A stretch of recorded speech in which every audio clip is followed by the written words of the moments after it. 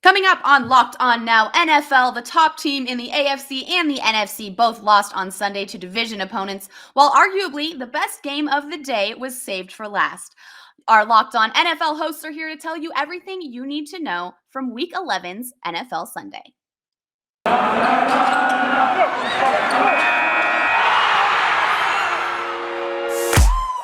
The biggest games, the best performances, expert analysis. You are Locked On Now. You're listening to Locked On Now, local experts on the biggest stories around the NFL. I'm your host, Kim Becker, and thanks so much for making Locked On Now your first listen every weekday. To start off the show, you probably shouldn't get used to Aaron Rodgers falling short on his comebacks, but that's exactly what happened in Minnesota on Sunday for our biggest game. The biggest game. The Green Bay Packers started very slow, but came back from down early to tie the game in the fourth. But Green Bay suffered from costly penalties and mistakes, which allowed Minnesota to take a 3-point win. Our Locked On Packers host tells us how exactly Green Bay let this one slip away.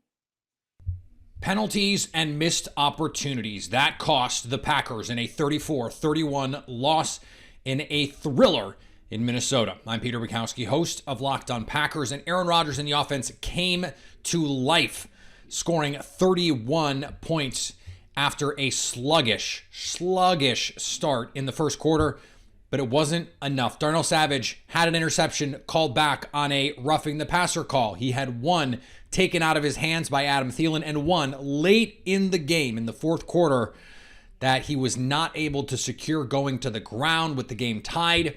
It would have given a red-hot Packers offense the ball back. The Packers also committed 92 yards in penalties in this game. They're the least penalized team in football. You cannot miss out on that many opportunities and hurt yourself with penalties and expect to get a win, even if the Packers offense hit its stride. The Packers averaged 8.6 yards per play in this game and over 10.5 yards per pass and still lost because of those missed opportunities and the penalties. It was another stressful watch for Vikings fans who watched Minnesota go up big and then lose that lead before finally winning the game with a field goal at the end. But as Locked On Vikings points out, it's still a win over the Packers, and that's all that matters today. They can't keep doing this to me. Vikings win the game, I guess. 34-31 final score. Vikings win on a last-second field goal against Green Bay. We're going to be all smiles in Minnesota. Nothing better than beating the Packers. Key to this one, two men. Kirk Cousins and Justin Jefferson. Holy crap, did these two guys go off. Justin Jefferson eclipsed last week against the Chargers on less catches, I think. A bunch of huge plays, including a touchdown in the fourth quarter that ended, that could have been the go-ahead touchdown, but the Packers come back in the fourth quarter with a 75-yard touchdown, finding Marquez Valdez-Scantling one-on-one with Xavier Woods for a big, long touchdown. And then Kirk Cousins, 2 minutes, tie game, goes down to point-blank range, gets the clock all the way down to 0. Greg Joseph kicks the field goal and Aaron Rodgers doesn't have a chance. That is how you close a game.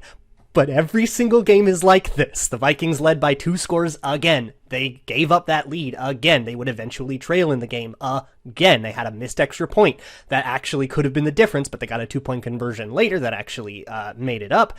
And ultimately, the thing's a W, we go home with a win, but still a lot of problems on this team to deal with. We're going to break it all down on the Locked On Vikings podcast, wherever you find your favorite shows, and free on all platforms. The Los Angeles Chargers used a huge night from Austin Eckler to pull out a primetime win at home in a back-and-forth thriller to end the action on Sunday. After a big win, Locked On Chargers has more. What a wild finish on Sunday Night Football. I'm still not sure I believe what I just saw. What's up, guys? This is Daniel Wade here from Locked On Chargers, coming to you after the Chargers' 41-37 win against the Pittsburgh Steelers in primetime in a game where the Chargers gave up a 17-point fourth quarter lead. They gave up 27 fourth quarter points, but Justin Herbert found Mike Williams for a 53-yard touchdown with 2 minutes and 9 seconds remaining for the Chargers pick up a wild victory in a very crowded AFC. Justin Herbert was once again the superstar quarterback that Chargers fans knew that he was. He ends up going for 472 yards of total offense in this game and 3 touchdowns. He ended up with 90 rushing yards, a career high. Austin Eckler gets a career high 4 touchdowns, the first 4 touchdown game by a Charger since the 2015 season. What a crazy, crazy game. Defensively, there are a lot of questions to be answered after the Chargers gave up 27 fourth quarter points, but win the game, figure the rest out later. This was a huge win for the Chargers. For our full reactions, make sure to check out the Locked On Chargers YouTube channel and also follow the show wherever you get your podcast from. Your team, every day. The Pittsburgh Steelers fell just short after trying their best to come back from an early deficit, and our Locked On Steelers host explains how Pittsburgh let LA get ahead and why the Steelers didn't have enough to win in the end. The Pittsburgh Steelers came up short on Sunday Night Football, losing 41-37 to the Los Angeles Chargers. It was a bizarre game where the Steelers came back from a 17-point fourth quarter deficit and even took the lead. But on a year when Ben Roethlisberger has looked below average to average for most of the season, he comes up with his best night of the year, hitting 28 of 44 for 273 yards and 3 touchdowns with no interceptions. But unfortunately for the Steelers, this was the week that their defense was depleted. No TJ Watt, no Minkah Fitzpatrick, no Joe Hayden, no Stephon Tuitt and Tyson Lue still over the middle, and it showed. The Steelers defense gave up the most points it has all season, in fact, over the past couple seasons. And you look at what they put together, there were just too many mistakes across the board, whether it was giving up the late touchdown down the sideline with Cam Sutton blowing a coverage, or whether it was giving up too many underneath runs by Justin Herbert over the middle. The bottom line is the Steelers had a chance to make this one their game and were unfortunately short in doing so. We'll talk about more about how this game played out right in the Locked On Steelers podcast. I'm your host, Chris Carter. Subscribe to us on Apple, Spotify, Google Podcasts, Odyssey, and YouTube. And coming up next, Jalen Hurts uses his feet to beat the Saints in Philadelphia yesterday, and the Texans shocked the Titans. You're listening to Locked On Now NFL. Built Bar is the best tasting protein bar ever. I mean, this is not like a regular protein bar. And if you guys haven't tried it by now, you are missing out. They say it's a protein bar, but it does not taste like one. Most protein bars are chalky, waxy. They don't taste like chocolate at all, but this one is soft and covered in 100% real chocolate. And when you bite into it, you know that you are biting into something totally different.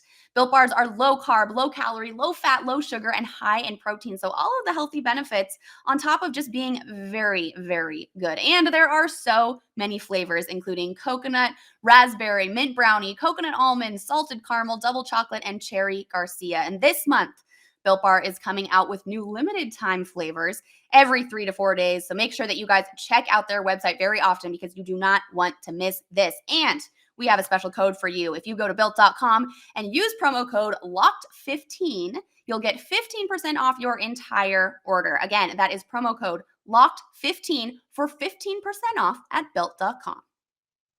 Welcome back to Locked On Now NFL. I'm Kim Becker, and this is your recap of everything that happened yesterday in the NFL with updates from our local experts around the country. Jalen Hurts ran all over the New Orleans Saints yesterday, and his efforts were good enough for our best performance. The best performance. Hold up. The New Orleans Saints lost for the third straight week on Sunday on the road against the Eagles. After giving up 40 points and the team headed in the wrong direction, our Locked On Saints host wonders if it's time to make some changes. The New Orleans Saints fall in Philly. I'm Ross Jackson, host of the Locked On Saints podcast. The New Orleans Saints dropped their third straight game, this time against the Philadelphia Eagles in Philadelphia, 40-29, in a game that has left a lot of Saints fans wondering if the New Orleans Saints would benefit from a change at the quarterback spot. And while it might not be completely fair to evaluate Trevor Siemian individually as a quarterback based upon what he's had to work with and what he's had to work around with a depleted offense with injuries and things of that like, it does still beg to question whether or not this depleted offense does have an opportunity to raise its ceiling a little bit with the extra threat of Taysom Hill behind center and with the ball in his hands each and every play. We'll see what the New Orleans Saints decide to do on a short week as they get ready to take on the Buffalo Bills back in New Orleans on Thanksgiving Day. For more on that game, this loss, and everything around your New Orleans Saints, make sure you're checking out the daily Locked On Saints podcast.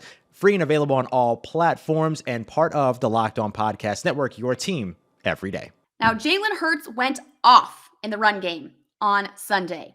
He ran for 3 rushing touchdowns in helping the Eagles rack up 40 points against the Saints. And Locked On Eagles tells us how Philly kept things at arm's length down the stretch.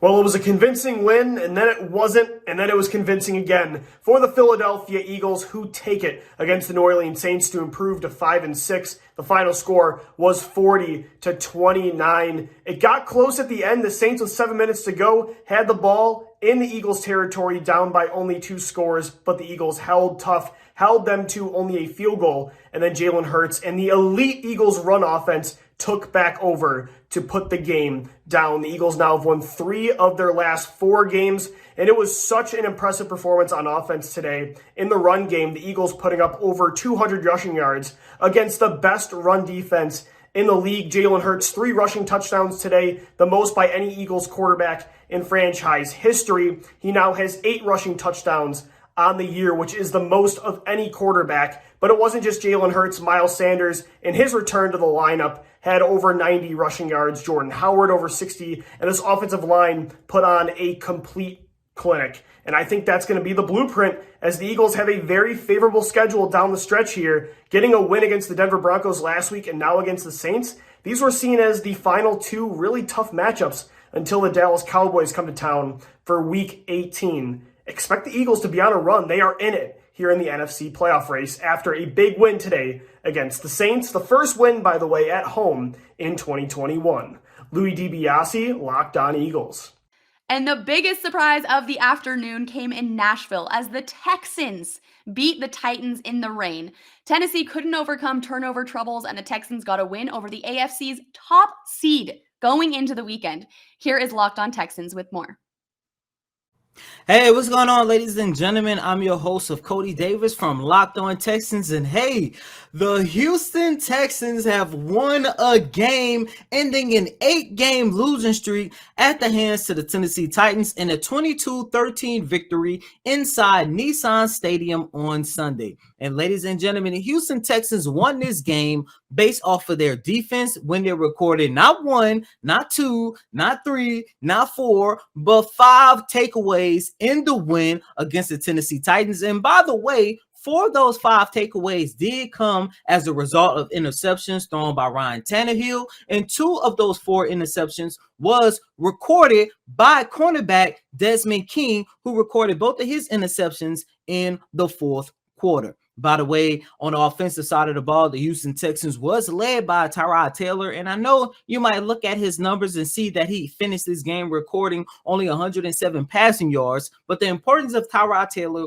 was felt throughout this game because Taylor not only gave the Houston Texans a boost in the run game by rushing for not 1, but 2 touchdowns in the win, but he also did a really good job managing the game on the offensive side of the ball for the Houston Texans. For more on how the Houston Texans ended their 8-game losing streak inside Nissan Stadium to the Tennessee Titans, be sure to check out the latest installment of Locked On Texans. Ladies and gentlemen, the Houston Texans are now 2-8. Yes, they won a game. The Titans lost for only the 3rd time this season and had a 6-game winning streak snapped on Sunday. What went wrong for one of the top teams in the AFC? Our Locked On Titans host tries to answer that question.